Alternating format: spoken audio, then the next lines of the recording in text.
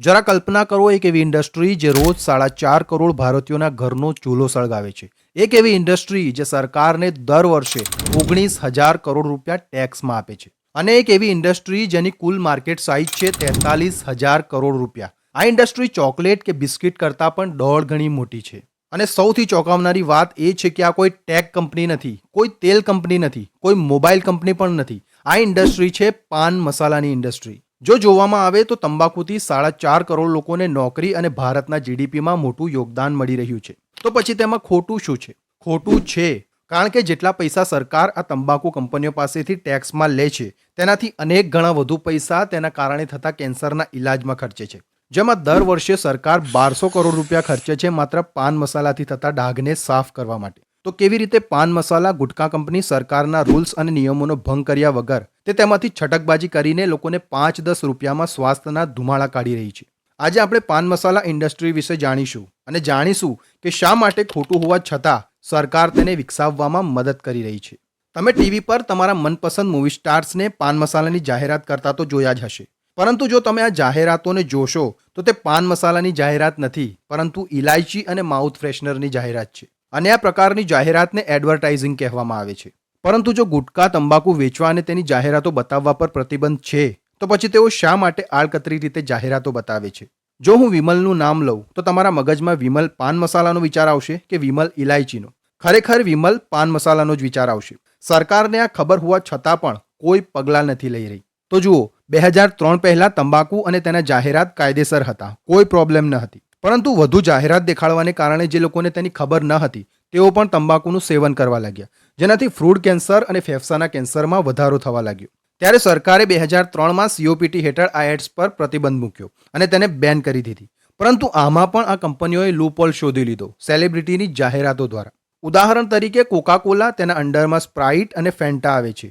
તેથી કોકા-કોલા તેના અલગ અલગ ડ્રિંક્સને વિવિધ બ્રાન્ડ અને ટેગ લાઇનથી વેચી દે છે. પરંતુ આ પાન મસાલા અને ગુટખા કંપની આનાથી બિલકુલ ઉલટું કરે છે. આ કંપની તેના વિવિધ પ્રોડક્ટ એક જ નામ, સેમ પેકેજિંગ અને સમાન ટેગ લાઇન સાથે વેચે છે.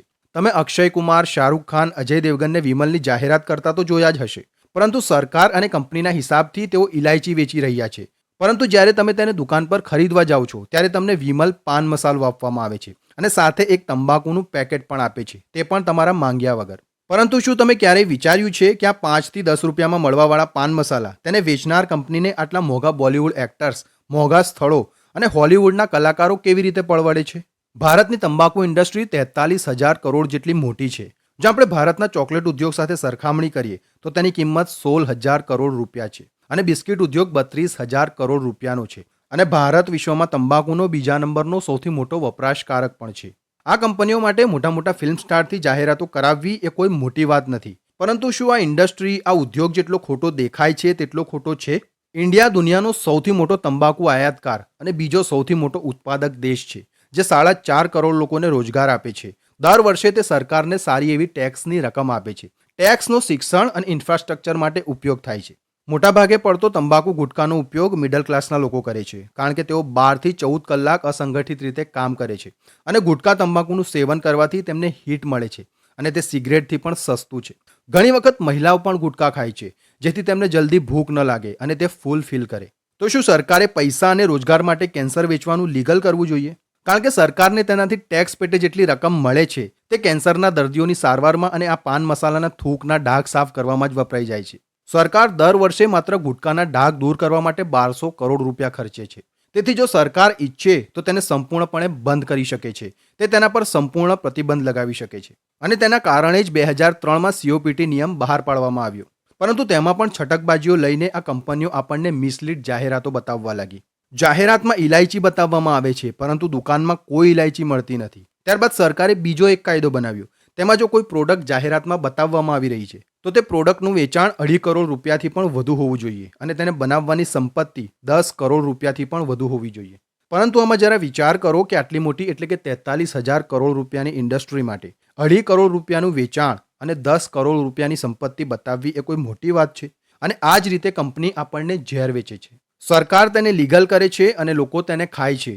કંપની અને સરકાર આ માટે કંઈ નથી કરી રહી, પરંતુ આ સ્ટાર્સ જે જાહેરાતો કરી રહ્યા છે તેઓ કરી શકે છે, કારણ કે લોકો તેમની વાત સાંભળે છે. તેથી જો આ સ્ટાર્સ થોડા પૈસા માટે કે જે એક વ્યક્તિ સામે કશું નથી તેના માટે જાહેરાતો ન કરે તો ઘણા લોકો આજે જ પાન મસાલો ખાવાનું બંધ કરી દેશે. પરંતુ કોઈ પણ હોય તે તમને એક મર્યાદા સુધી જ ના પાડી શકે છે. પરંતુ આ ઝેરને દેશમાંથી જો દૂર કરવું હોય તો બધાએ મળીને પ્રયત્ન કરવો પડશે.